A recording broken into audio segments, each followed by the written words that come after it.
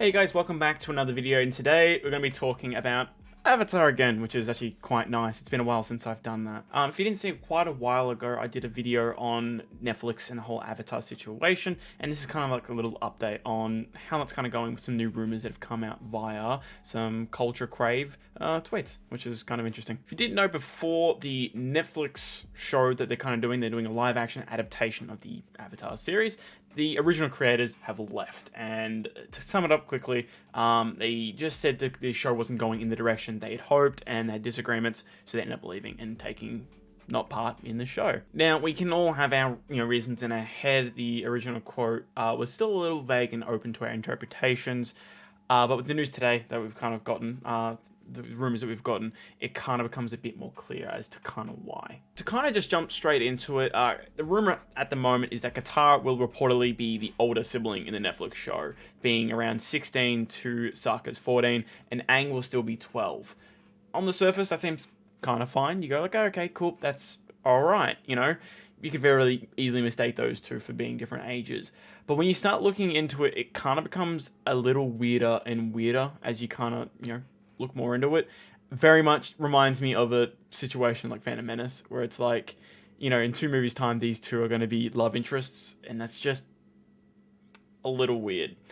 And look at it, so Aang, 12, Toph, 14, she's 12 as well. Then Katara was always 14, and kind of in reflection to Azula, she was 14. And then the two older siblings is Sokka, which this would actually load faster, Sokka and Zuko. So these two were 16. Now, what makes it a little bit easier to kind of comprehend when you're watching the show, a 2-year age gap, still a little kind of weird because she was kind of the motherly of the group, but it was always easier to kind of, accept, I'll say.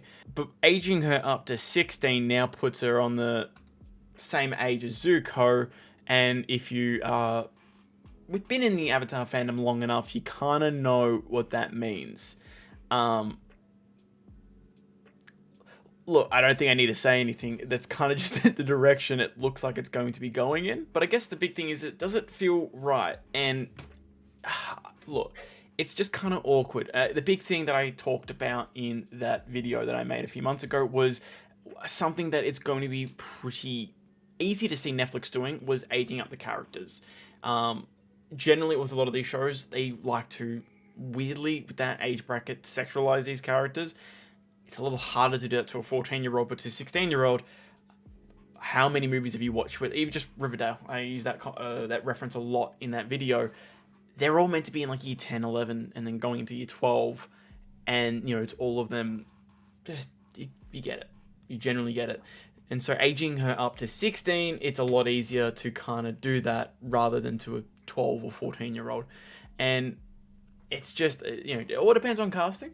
Casting could be a little bit easier, but if this is just a rumor, but it's been kind of going in line with everything that's kind of been, being said beforehand, why the original creators left, all that kind of stuff. Because the biggest thing for me that I didn't, was when focusing on the age of the characters, was the reason why you do it.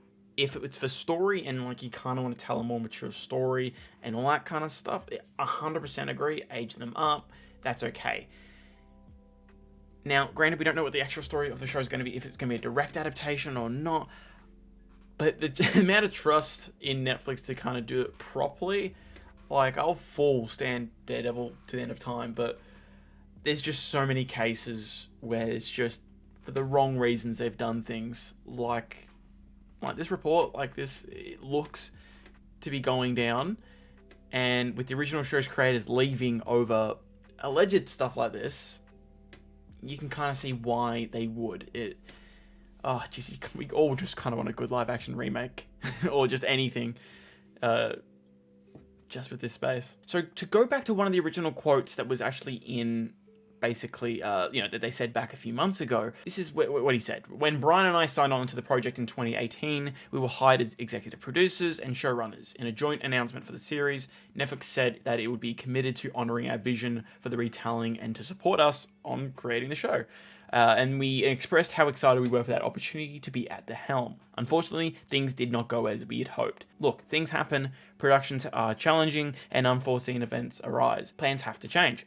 And when those things have to happen at other points during my career, I try to be like an air nomad and adapt.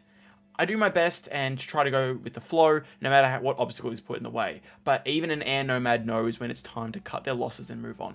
Like, that's damning. And to see that, there's more news of it kind of going in the direction that they were fearing, it's a little, I don't know, it's a little damning. But I guess the big question is what you guys think on the topic. It's kind of iffy at the moment for me, whether or not switching her role from being the younger sibling who acts as that mother type character, that dynamic, switching any of that affects it for you. Avatar fans, you guys have been commenting a lot on the videos that I've done on the shows as a whole, so to hear what your take is on this directly would be really, really interesting. Other than that, like the video, share it around. I'm currently making a few videos that are taking a bit longer than usual, but some very exciting stuff, and I hope to see you guys in the next one. See you guys.